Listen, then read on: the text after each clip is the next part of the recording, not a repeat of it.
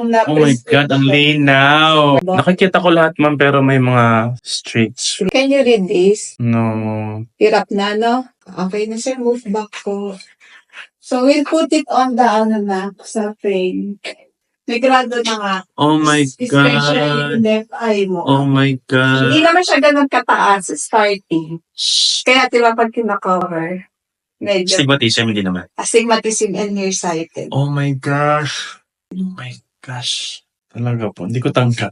Pero, This time, I thought okay yung... actually, kung wala ka kasi salamin, kaya mo siya dahil ito yung dominant eye mo. Oo, you're right. Pero ito yung Oh nahihirapan. my God.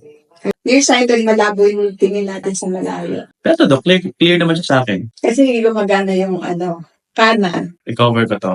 Yan.